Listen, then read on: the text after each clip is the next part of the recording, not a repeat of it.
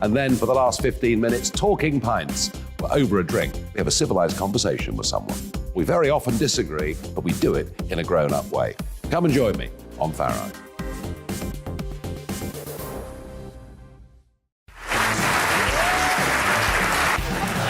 My name is Andrew Doyle.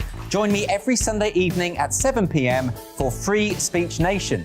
This is a show where we address current affairs and news stories of the week with the help of two wonderful comedian panellists. I brought in comics because I want to give it a lighter edge, and also they work for less. See you there.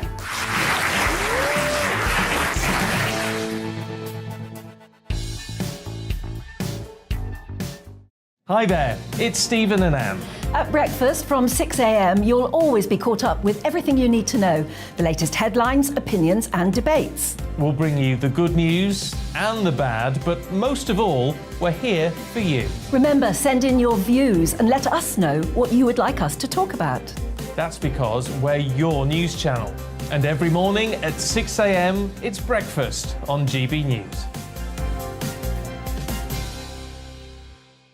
I'm Dan Wootton. Join me Monday to Thursday from 9 to 11 for the feistiest and most fun news debate on TV, where free speech reigns. I'll bring you a sharp take on the day's biggest stories, bombshell newsmaker interviews, and A-list guests. And I guarantee you, no spin, no bias, no censorship, and no reason to go to bed. That's Dan Wootton Tonight, Monday to Thursdays from 9 on GB News.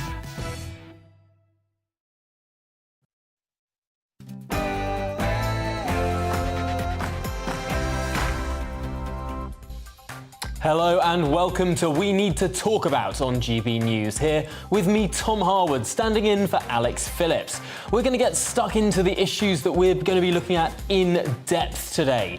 Keeping me company today is Sean Bailey, the former Conservative London mayoral candidate. And here's what's coming up on the show. The killing of Olivia Pratt-Korbel, a man believed to be the target of the shooting which left the 9-year-old dead, has been arrested. We'll have an update on the police investigation.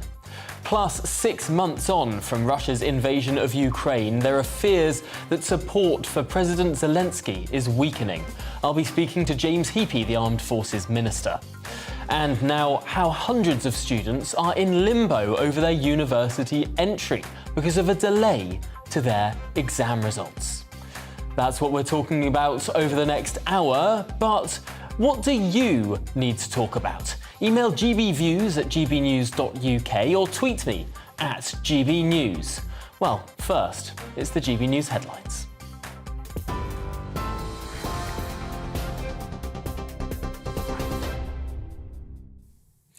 Good afternoon, it's 1 minute past 2. I'm Rhiannon Jones in the GB newsroom.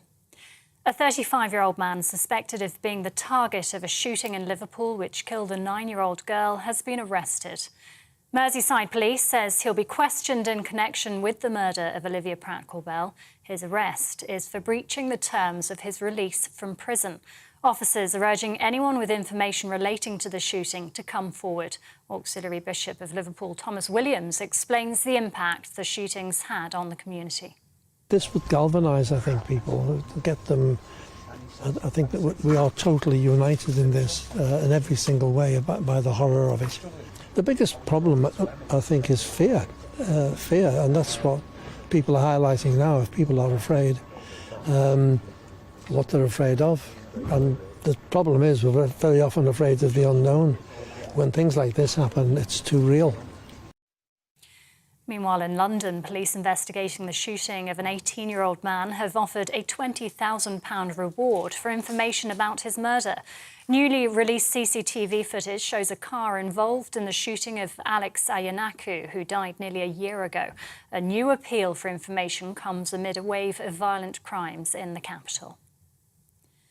President Volodymyr Zelensky is paying tribute to fallen Ukrainians as the country marks its Independence Day. Zelensky was joined by his wife for a ceremony at a memorial wall in Kyiv. Today also marks 6 months since the Russian invasion began. That as the United States announces an aid package to Ukraine worth more than £2.5 billion. President Joe Biden says the funding will allow Ukraine to acquire weapons, air defence systems and radars to defend itself for years to come.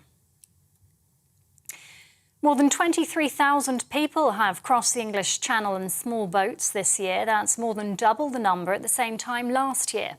The Ministry of Defence says another 187 migrants made the crossing yesterday. It follows a record day on Monday, which saw nearly 1,300 make the journey in 27 small boats. That's the highest daily total since current records began 4 years ago. Ofgem has been challenged by Scotland's Children's Commissioner over the decision to raise the energy price cap. Bruce Adamson has written to the industry regulator about the potential impact of a cap increase. He's warning more families will be pushed into poverty this winter. Ofgem will make its latest announcement on Friday. Experts are forecasting average annual bills will increase to more than £3,500. Mountain biker Rab Wardell has died just 2 days after winning the Scottish Cross Country Championship. The 37-year-old suffered a cardiac arrest and died in his sleep yesterday. Mr. Wardell won the elite men's title on Sunday. His partner, Olympic gold medalist Katie Archibald, has revealed she tried to resuscitate Rab and has posted an emotional statement online confirming his death. Bin strikes seen in Edinburgh in recent days are expected to grow elsewhere as refuse collectors at 13 Scottish local authorities plan to walk out. Bin workers from cities including Glasgow, Dundee and Aberdeen will join their colleagues in Edinburgh in taking industrial action. Trade unions were offered a 5% pay rise, but a deal wasn't reached. Rubbish has been piling up in the Scottish capital since the strike started last Thursday, and they're expected to last another week. A hosepipe ban impacting more than 15 million people in southern England has come into force today as Thames Water becomes the latest company to restrict water usage. It's thought by the end of the week, more than 29 million people in the UK will be under some form of hosepipe ban as more companies enforce restrictions. Those found to have breached the rules could be fined up to £1,000. And Princess Diana's much-loved Ford Escort is due to be auctioned this week at Silverstone. The car, driven by Princess Diana in the late 1980s, is thought to be one of a kind, the only RS Turbo Series 1 in black. It's expected to fetch more than £100,000. I would have thought it would fetch more. This is GB News. We'll bring you more as it happens. Now, though, it's over to Tom with We Need to Talk About.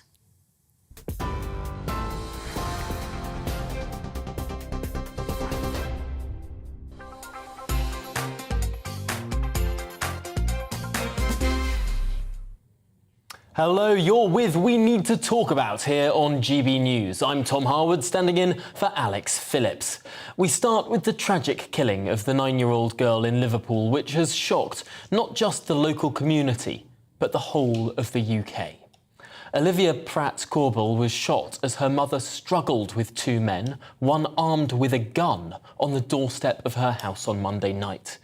Police have arrested a 35-year-old man who is believed to have been the target of the shooting, which left the young girl dead.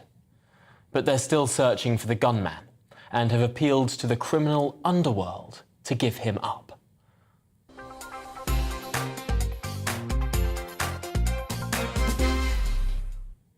Well, Sophie Reaper, our North West of England reporter, joins us live from Knotty Ash in Liverpool. And Sophie, I suppose this has been the most remarkable story with some very tragic realisations throughout this week. How's the community reacting? Well, Tom, it really has been remarkable, and today we learned that the 35-year-old man who sought refuge in the house of Olivia Pratt-Corbell has now been arrested. Merseyside police told us that he's been arrested for breaching the terms of his release from prison, and he's now going to be questioned in connection to Olivia's murder. As well, this morning we've seen people in forensic suits taking samples from outside one of their properties just behind me here. Now, earlier I spoke to the auxiliary bishop of Liverpool, Tom Williams, about the mood of the community. Here's what he had to say. The reality of life is that when life hits hard like this situation, it will strengthen the loss of people.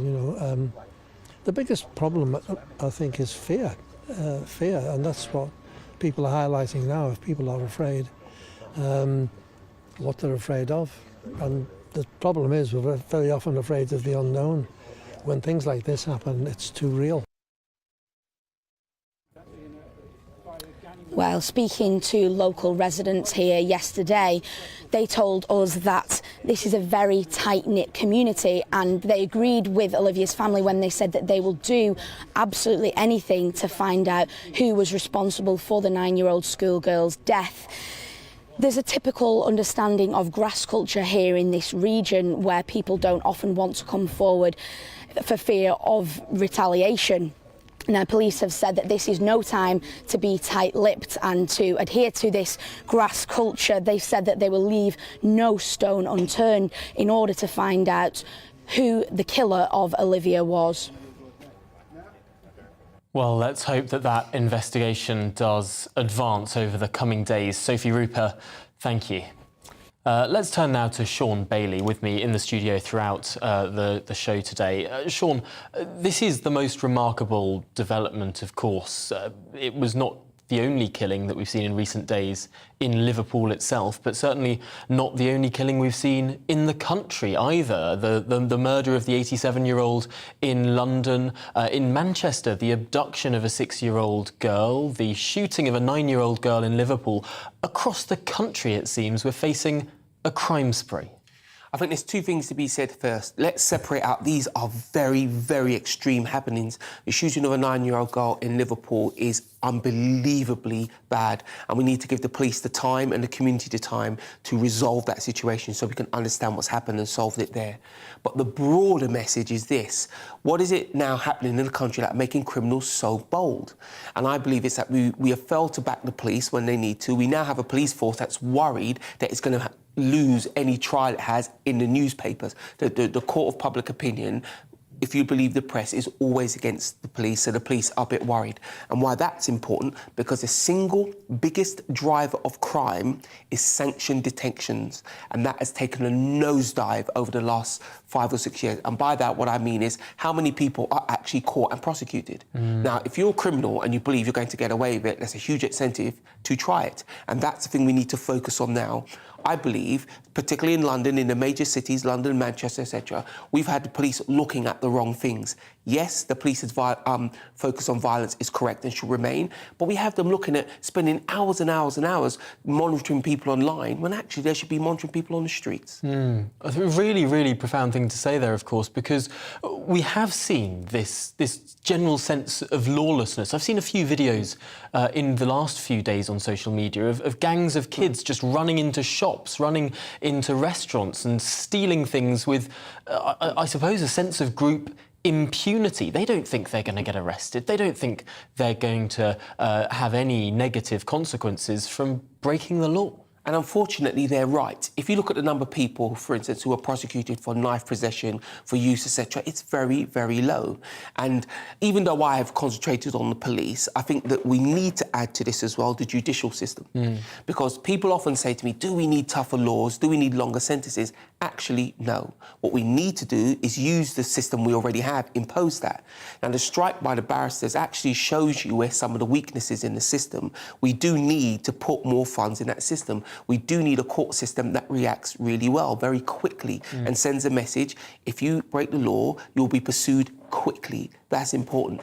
And if you want to talk about particular tactics, many, many moons ago, over 10 years ago, I suggested we should use tagging far more liberally, to coin a term. We should be giving these tags out as if they're Smarties, because what stops criminals is the idea that the police know where they are and know what they're doing.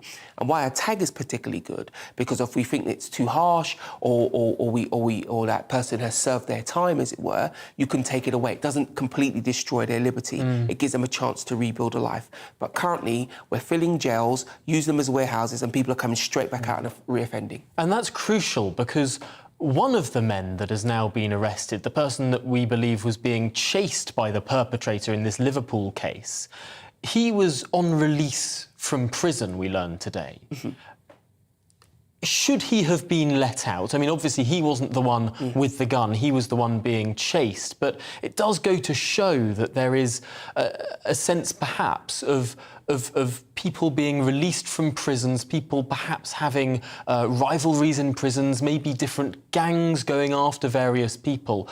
Should people be having longer sentences, or is this one of those cases where potentially a tag might have helped things? So look, this particular case, I feel we really need to give the police the space to understand what happened. Under our current system, he's probably been legitimately released. But the wider piece, I'd say, is this. Yes, people do need to go to jail. I'm not one of these people who thinks we should do all sentences in a community setting. That's not appropriate. People do need to go to jail. Jails need to be administered more stringently, quite frankly. Gang rivalry and drugs in jail are rife, and we need to give the prison system the ability to deal with that, to lower the repercussions for us all, both in and out of prison. Where the tagging is important is a break in crime. Very few people start as a hitman. What they start is very low-level crime. You talk about young people running into shops, stealing things. We had a big incident on Oxford Street where groups of young people just stealing with impunity. We need to break that, because you go from, low-level bullying, low-level dealing. That's how you become a kingpin. That's how you become a hitman. And that we need to get in very early with meaningful, and that's the key word here, meaningful sentences. So when people say to me, do we need longer sentences? Yes, so that we can do better rehabilitation. Keeping someone on remand for a long time and then in and out on that carousel, all that does is give them access to the university of crime that is prison, but it doesn't give us the opportunity to rehabilitate them. Really, really interesting stuff there. Sean Bailey, thank you for that. Of course, we'll be coming back to Sean throughout the programme, but I want to know your views. Do you feel that the UK is becoming more violent, more crime-riddled? If so, what do you think's causing this, and what should be done to tackle it? Well, you can get in touch by emailing gbviews@gbnews.uk or tweet us at gbnews so I know what you really think. Well, you're with GB News on the TV and the radio. Coming up, the Tory leadership contest rumbles on. I'll be looking at what the candidates have promised on their visit to Birmingham yesterday. But now, time for a short break and a check on the weather.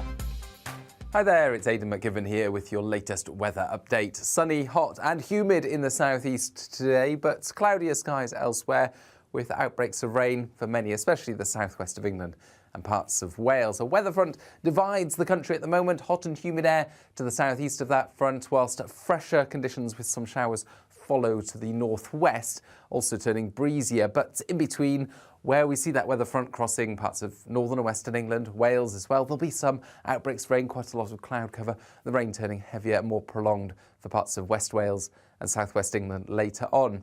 Rain clearing the Northern Isles, and then for much of Scotland, Northern Ireland, bright skies and a few showers. Feeling cool here, but hot and sunny in the southeast, up to 30 or 31 Celsius for parts of East Anglia, and feeling humid as well. That humidity could set off one or two showers into the evening here, and the weather front across central parts of the UK also tends to edge southeastwards, giving a few more showers, but the possibility towards the end of the night of some thundery rain coming along into the southeast. 18 or 19 Celsius overnight in the southeast, while Scotland, Northern Ireland, western parts of England and Wales sees clear spells, much cooler conditions. A wet start then for East Anglia in the southeast. Some of that heavy rain clearing away first thing, lingering across parts of Norfolk and Suffolk into the afternoon, however. Eventually, drier, clearer and fresher air arrives from the northwest. Fairly breezy for the west of Scotland and Northern Ireland with some showers here and temperatures in the mid to high teens, whilst it's much cooler for many and certainly feeling fresher as that rain clears away into the evening, with a much more comfortable night for sleeping across the board. Then we end the week with further showers on Friday, but increasingly through the weekend the weather tends to settle down. We'll see more sunny spells coming through and temperatures at around average.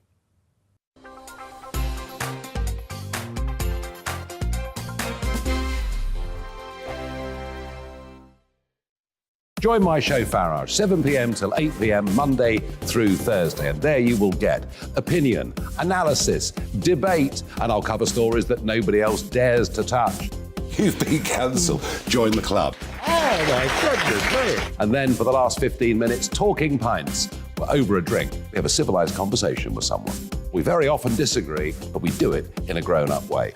Come and join me on Farage.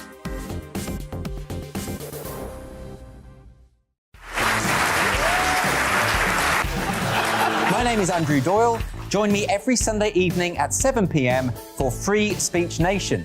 This is a show where we address current affairs and news stories of the week with the help of two wonderful comedian panellists. I brought in comics because I want to give it a lighter edge, and also they work for less. See you there.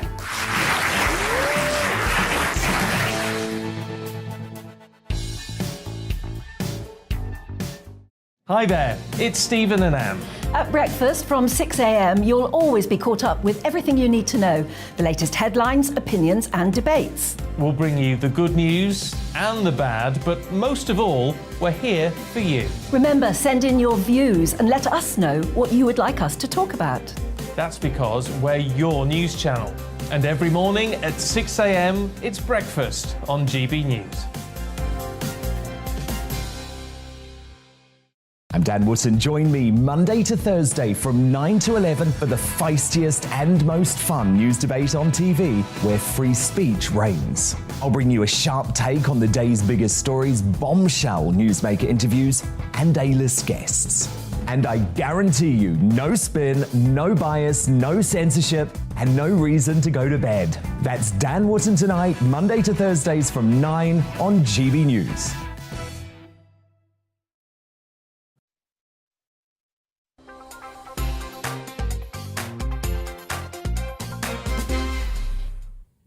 Welcome back now to the Tory leadership contest, and frankly, this leadership race has gone on far too long. Frankly, unless a gargantuan quantity of egg is about to appear on the faces of every pollster in the country, it's already over.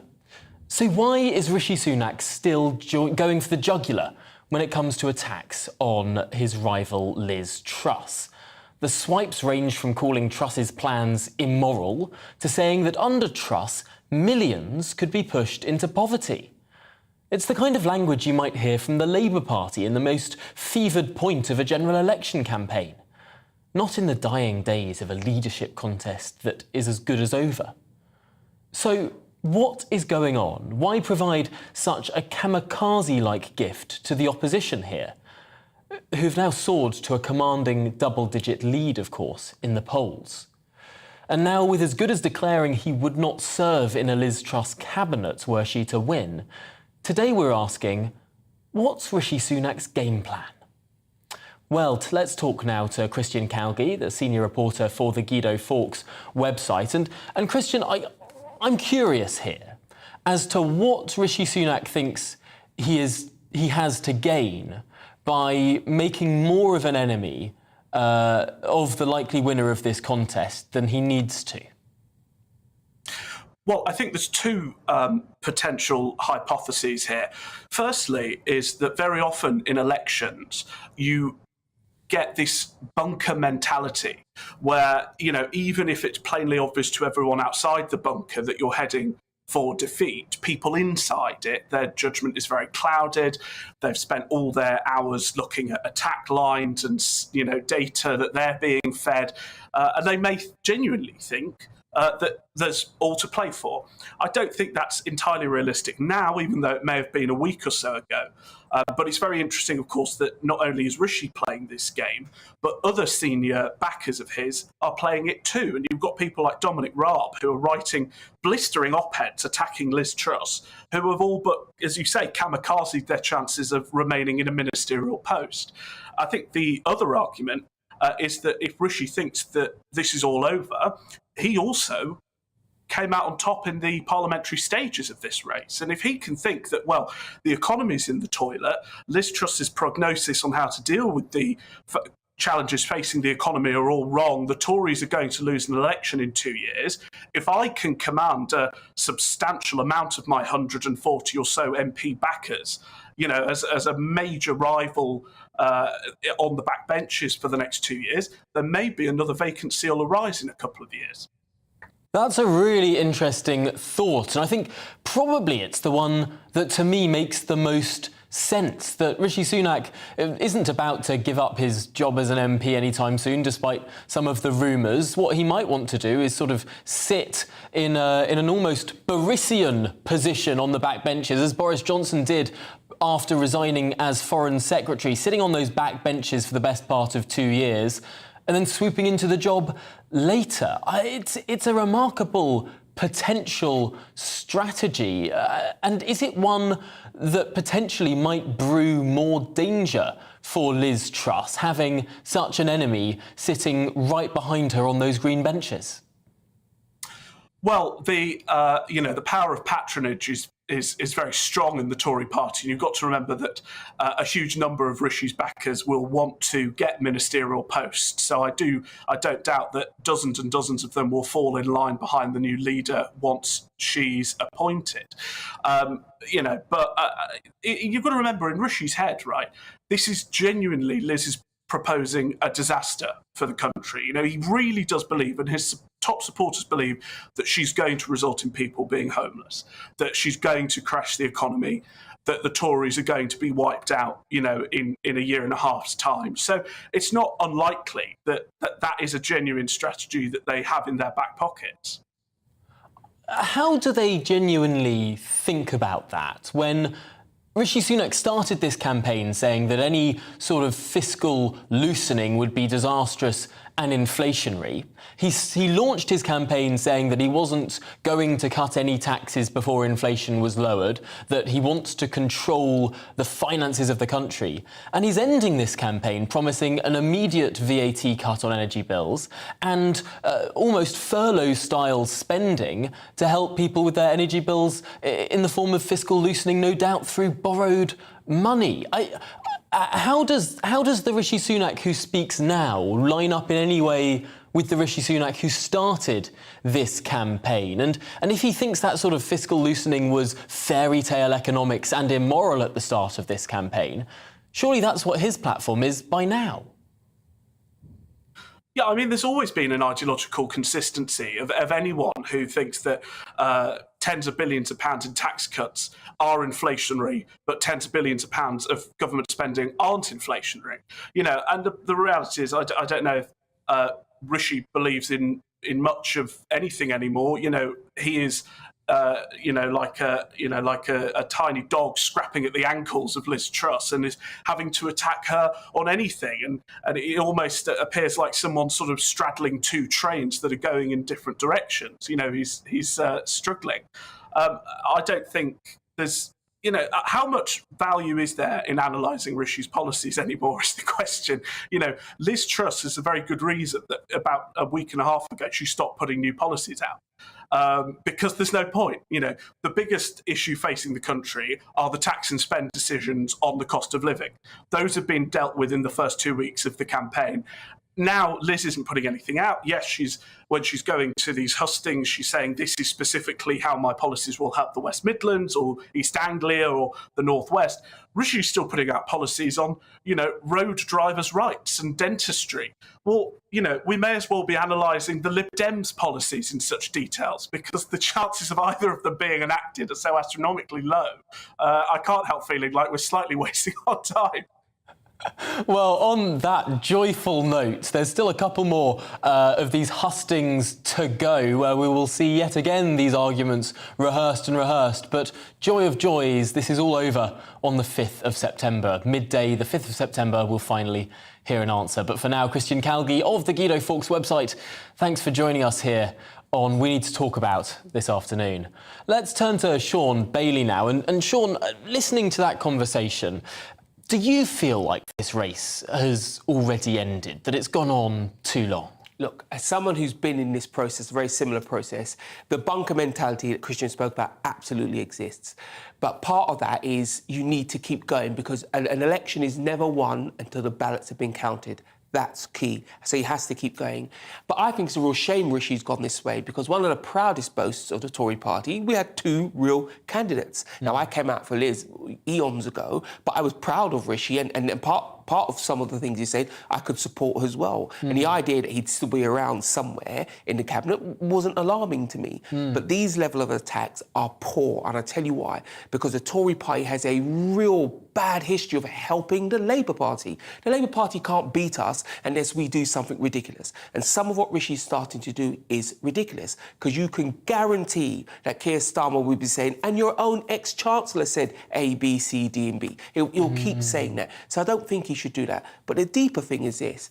We have a party that needs to be brought together, and we should be able to have a civil conversation within that party about anything from refugees to the economy, because we are a broad church, and if we don't behave in that way, we repel people who are yet to become Tories.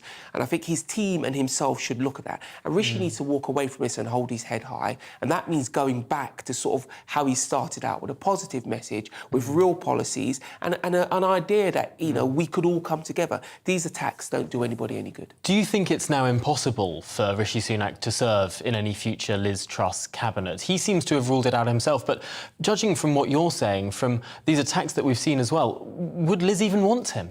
I mean, look, the idea in politics that you keep your enemies close, or there'd be more danger if they're on the backbenches, is simply nonsense. All MPs think they're going to be the PM. They're all trying to get in there. So all of them are dangerous to you. So if they're in or out, it really doesn't matter. The issue here is Rishi, if you look at his statements, has probably ruled himself out. Like, he has said things like he believes ministers need to agree on the big things. They clearly do not agree on the big things. So from his own estimation, he may have ruled himself out. But look, politics is the art of the possible. There's always a deal to be done. Who knows? But right here, right now, it looks like he's ruled himself out. Well, as we were saying earlier, thankfully, only just over a week to go in this contest. Well, you're with GB News on TV and radio. Coming up, as Ukraine marks its Independence Day, and indeed 6 months since it was invaded on a full scale by Russia, I'll be speaking to Armed Forces Minister James Heappey on whether President Zelensky is losing support from global leaders. But for now, it's time for a check on the news headlines.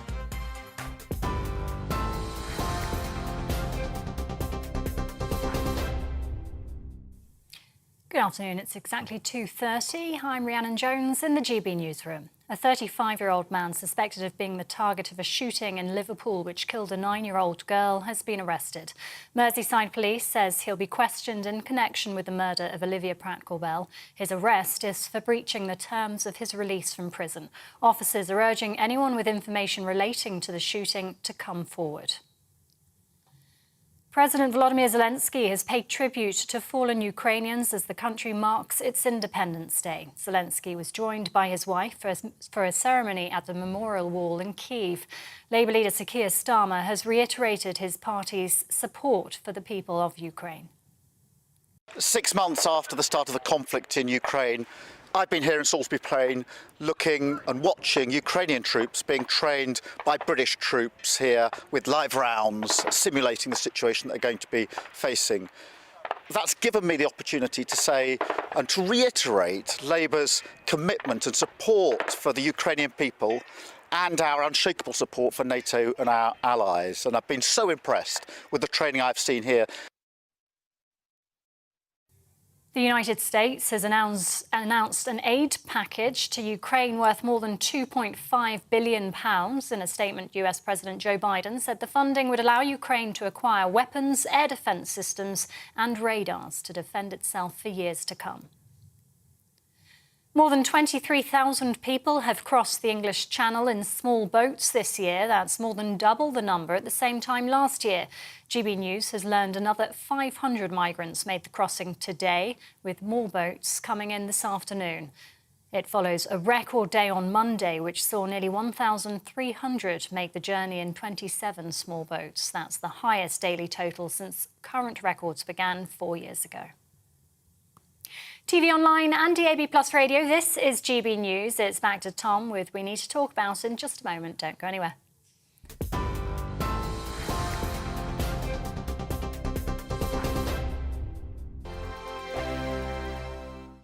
Join my show Farage, 7 p.m. till 8 p.m. Monday through Thursday. And there you will get opinion, analysis, debate, and I'll cover stories that nobody else dares to touch.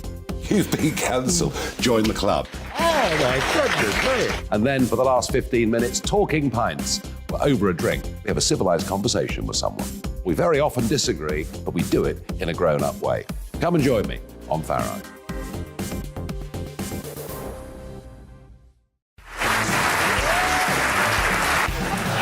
My name is Andrew Doyle. Join me every Sunday evening at 7 p.m. for Free Speech Nation. This is a show where we address current affairs and news stories of the week with the help of two wonderful comedian panellists. I brought in comics because I want to give it a lighter edge, and also they work for less. See you there.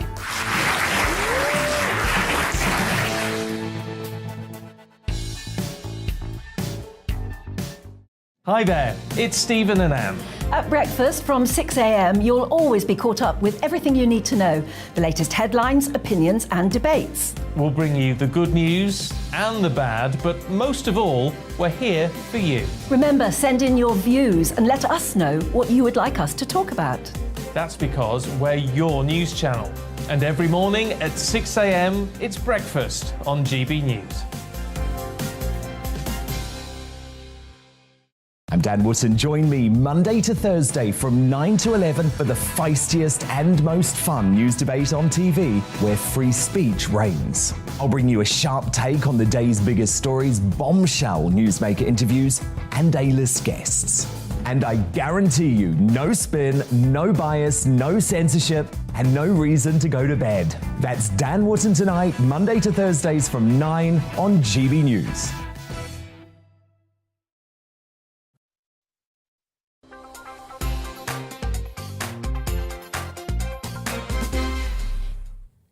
Welcome back to We Need to Talk About. This is GB News and I'm Tom Harwood. And for our Virgin Media viewers, GB News is now easier to find than ever. Our new channel number is 604. But now to the behaviour of Russia. In 2007, at the Munich Security Conference, Vladimir Putin gave what became to be known in Russia as the Munich speech.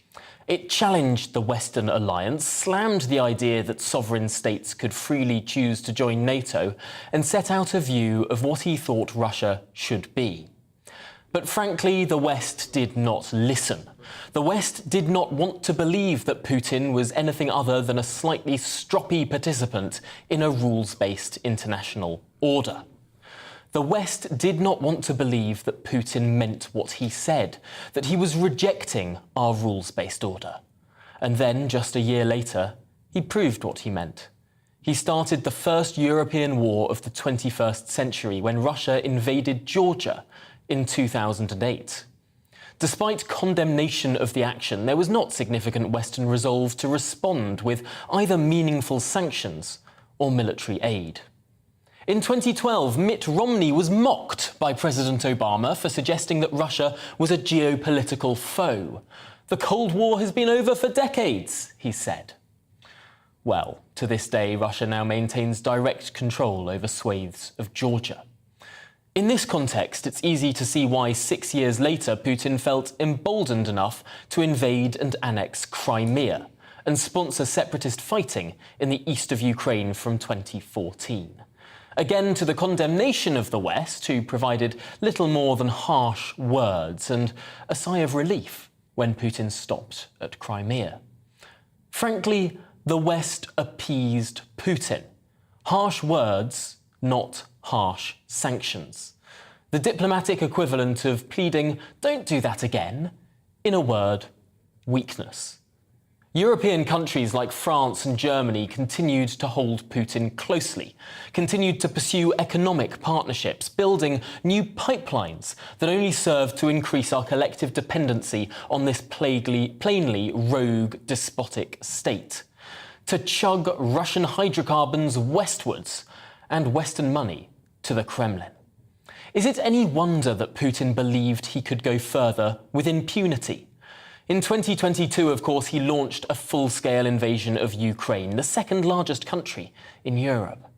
Now there are rumours of European countries hoping for a negotiated settlement to this conflict. Thoughts that the energy crisis this winter means that Putin must be appeased once more.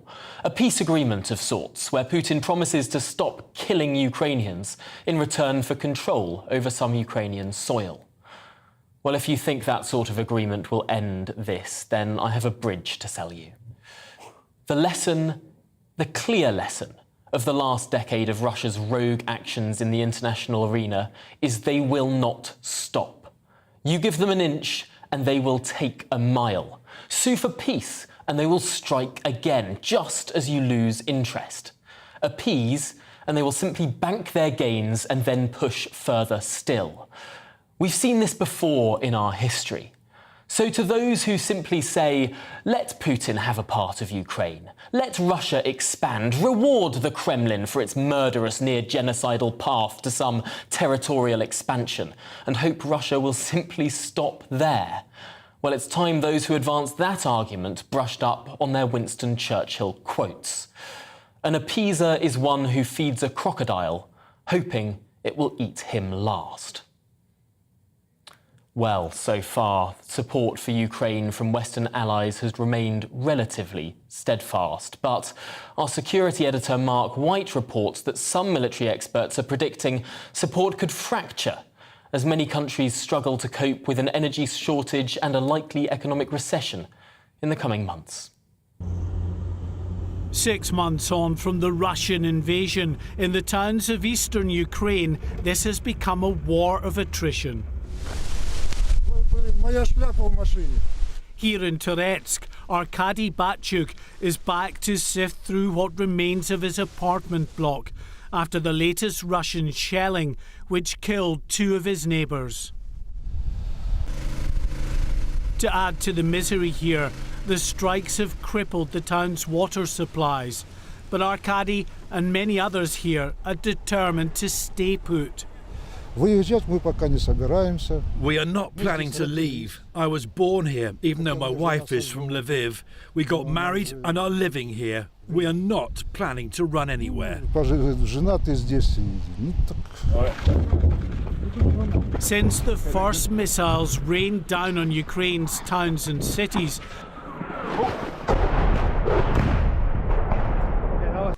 the West has been united in both its condemnation of Moscow and its support for the Ukrainian people.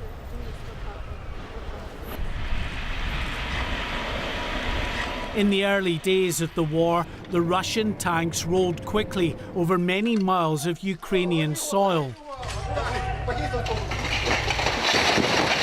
encircling key population centres, including Ukraine's second city, Kharkiv, which suffered weeks of bombardment.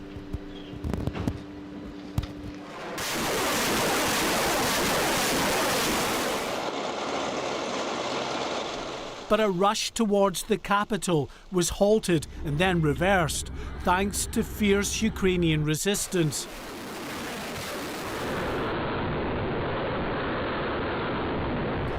And growing numbers of sophisticated Western weapons systems provided by key allies, including the US and the UK.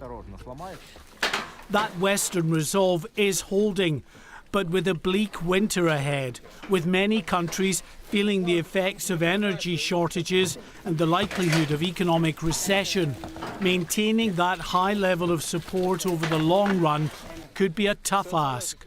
I think we're going to see a reduction in unity as we get into the winter, particularly with the energy problems that countries like Germany will face, both domestically and in industrial terms.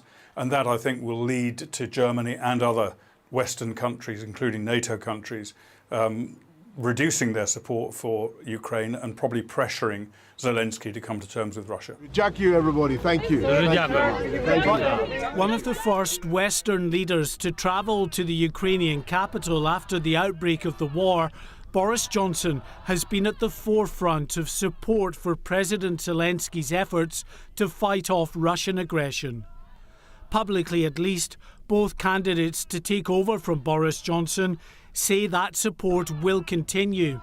What we've seen, in the past few months is the Russians have made some gains. They've taken some territory in the Donbas region, but they're very incremental. The Ukrainians are pushing back. We're back to it's World War I like trench warfare. It's a war of attrition, and so unless something, dramatic happens to change this war can grind on for a long time. In recent weeks, Ukrainian troops have begun a pushback in some key areas, including around the strategically important city of Kherson, currently under Russian control, but looking increasingly isolated. 6 months on, Ukraine's armed forces and its people are in this fight for the long haul. They desperately hope their Western allies are as committed in the months ahead. Mark White, GB News. Well, thanks to Mark for that package. Joining me now is Ukraine's youngest MP, Sviatoslav Yurash, who's a member of President Zelensky's Voice of the People party. Let's start off with where we are today. You joined the front line after the war began. Can you give us a sense of what the last 6 months has been like for you in your country? I returned barely a week ago from the trenches in Donbas, and basically the fighting there is all about artillery and luck. So basically the fighting there is you shoot at the Russians shoot at us, and basically we stand our ground as they try to move onwards and push onwards. And for me personally, this has been fundamental to showcase that this is the nation's war, and everybody in the nation is fighting this war, no matter whether you are civilian of any hierarchy. You are battling this and showing to the world, that the Russians, that we shall have our nation and we shall put the Russians back. Basically, we are in need of all, because being largest nation in Europe and trying to sustain economic processes, social reality, and continue the war against Russia takes a great deal of effort. And that's why we are very thankful for the support we're getting, but there's any number of things we still need. Now, what are you looking for from the West? Of course, we've seen more long-distance weaponry come across to Ukraine in recent months. That seems to have moved things in the favour of Ukraine. The Russians have been pushed back in some areas, but is it enough? Well, first on the UK. UK has been in the lead of gathering global forces and pushing them against Russian aggression here in Ukraine, and again trying to fight back in the largest war since the Second World War in Europe. So UK has all the praises from the Ukrainian people, has a dear place in our history books. As far as the things we need, beside the weapons, we need the munitions for those weapons. Ammunition. Use those. Oh, I'm sorry, I think we've got a bit of audio cut out there. I want to dive deeper into this idea, though, this fear that some people have, that particularly France and maybe Germany and some Central European countries might be less supportive in the coming months, particularly as we get to this winter. Is this a particular fear that you have in Ukraine? It is. When we examine the dialogue in those countries, we see different voices trying to raise these points and try to voice that we should try and forgive Putin and move on with our domestic concerns. Forgetting every single time that previously Putin made more destruction of the European continent as never before seen. The fact is, seem to come to that understanding as well. And as far as the polling is concerned, they are committed in the countries you named on the question of support. Well, I'm sorry, could we hold that thought for a second? Because Boris Johnson is currently in Ukraine with President Zelensky. Let's cross live. In February, and you told me the news that we had been dreading, that Putin had been so insane as to invade a sovereign European country. Sorry, guys, I told you then that we were shoulder to shoulder with you, and that is as true today as it was in that horrific moment.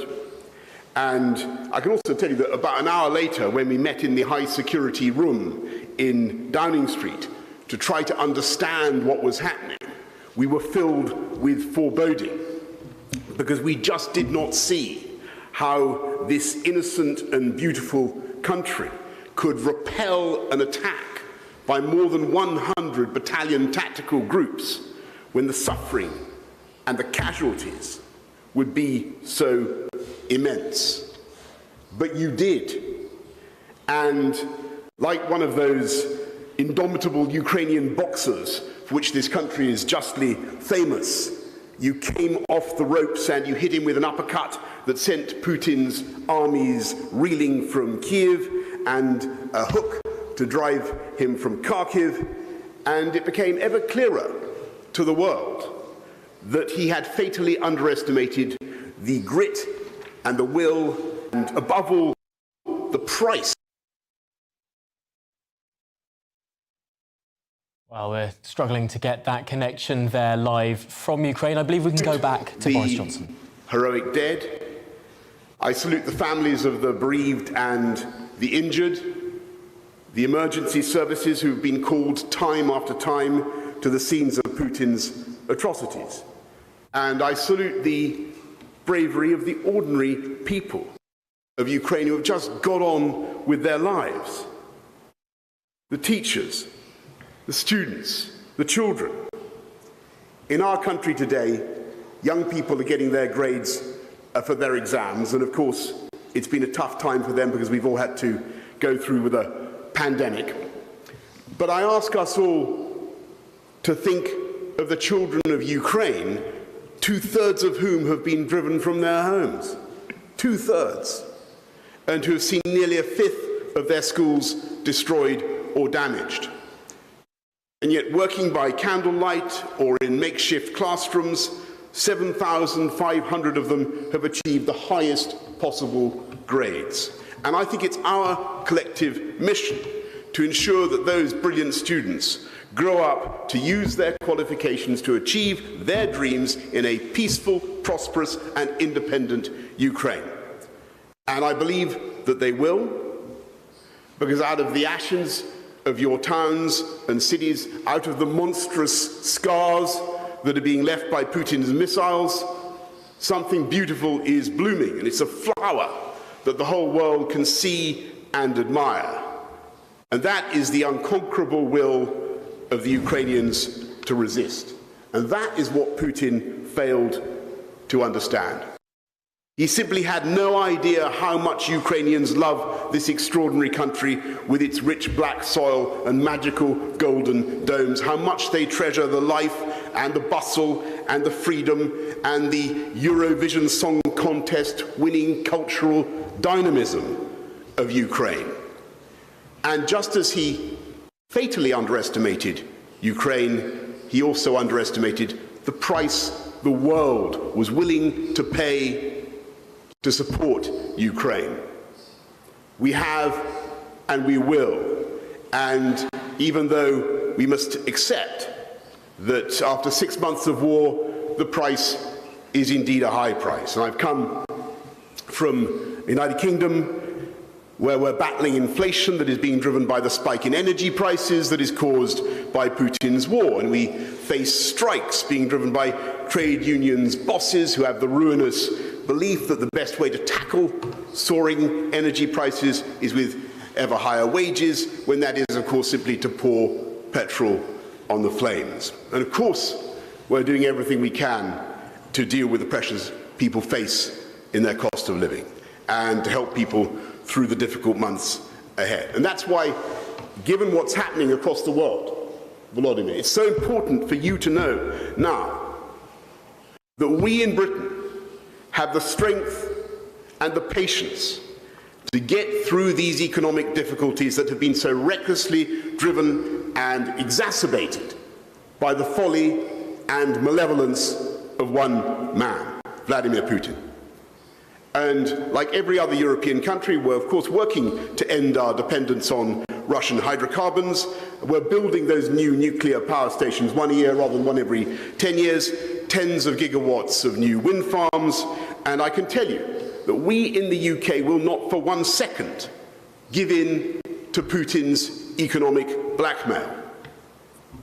Because the people of my country can see with complete clarity what is at stake in Ukraine today. Yes, of course, it's about you and your right to live in peace and freedom. And frankly, that on its own is enough. But it's also about all of us who believe in the principles of freedom and democracy. And here today in Ukraine, I believe that history is at a turning point. After decades in which democracy has been on the defensive, on the back foot, we have an opportunity to join you in saying no to tyranny, saying no to those who would stifle Ukrainian liberty and independence, and we will. And that is why Ukraine will win. And we also know that if we're paying in our energy bills for the evils of Vladimir Putin, the people of Ukraine are paying in their blood. And that's why we know we must stay the course. Because if Putin were to succeed, then no country on Russia's perimeter would be safe, and if Putin succeeds, it would be a green light to every autocrat in the world, a signal that borders can be changed by force. And Volodymyr, that's why the British House of Commons, all parties, stood as one to applaud you and to support the military, diplomatic and economic support that we are giving to Ukraine. And I'm proud that we've already supplied more arms than any other European country, including 6,900 anti-tank missiles, 5,000 of the NLAWs, 120 armoured vehicles, Starstreak anti-aircraft missiles, anti-ship missiles, and now, of course, the MLRS. And today I can tell you that more artillery, more ammunition is on its way, and 2,000 UAVs. We're also training 10,000 Ukrainian soldiers alongside our allies. And the other day I was at Catterick in Yorkshire, and I met 400 of your recruits that we are helping to train. And these were people from all walks of life, people who weren't soldiers yet, who'd never been to battle before. But the grim reality was that just in a few weeks from now, they are heading to that front line. And when I listened to their cheerfulness and their courage, I knew that Ukraine will win. And in offering this kind of training and equipment, I also want to applaud our friends and allies around the world. In the EU, the Poles, the Baltic countries, the Dutch, the Czechs, the French, the Germans, the Italians, they've been steadfast. But at this juncture, it would be right to pay a special tribute to the outstanding global leadership of the United States of America. And let me be clear, I believe the commitment by the United States of $40 billion in military support, I think about $59 billion all told, has been indispensable to Ukraine's success. And I thank Joe Biden and his team for what they've been doing. And to all our friends, I simply say this: we must keep going. We must show, as friends of Ukraine, that we have the same strategic endurance as the people of Ukraine.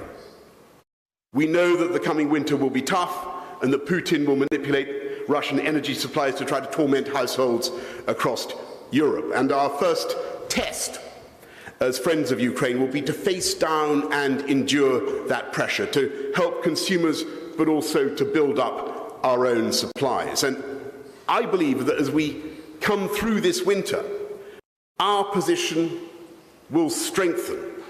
And with every week, a month that goes by, Putin's position will weaken and his leverage will diminish. And that's why now we must continue and intensify our support for Ukraine. The HIMARS, the MLRS, the systems that are proving so effective in Ukrainian hands. We can't afford for one moment to relax the sanctions on Putin. We've got to keep up the financial and economic support for Ukraine. And every day,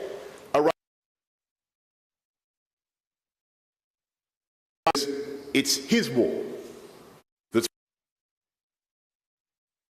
and gas and not Western sanctions. In Kiev, alongside Volodymyr Zelensky, that takes us to the end of the programme. Up next, it's the briefing with Darren McCaffrey. But for now, a short break.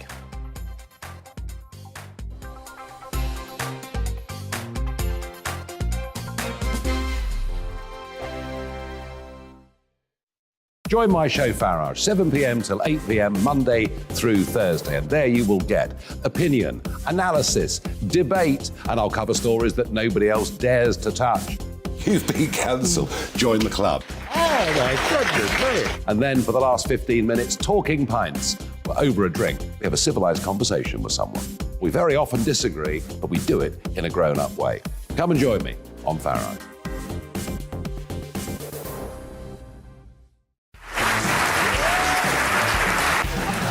My name is Andrew Doyle. Join me every Sunday evening at 7 p.m. for Free Speech Nation.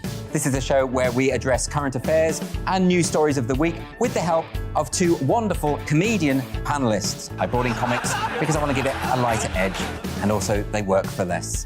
See you there.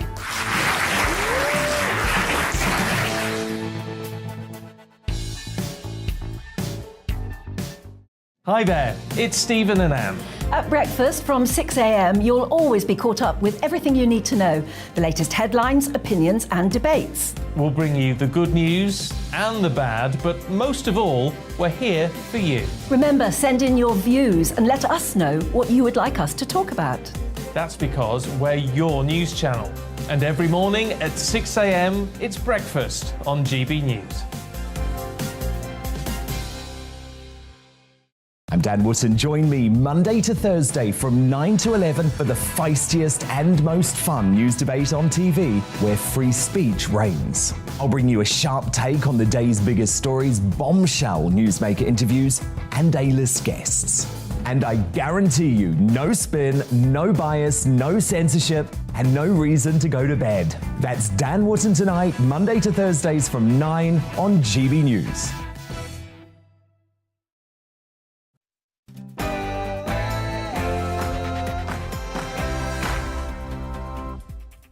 Very good afternoon and welcome to the Briefing PM, an hour of the latest political news, debate and analysis here on GB News. And today it's a special edition of the programme commemorating 6 months since the Russian invasion of Ukraine.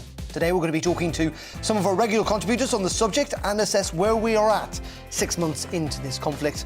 And that breaking news and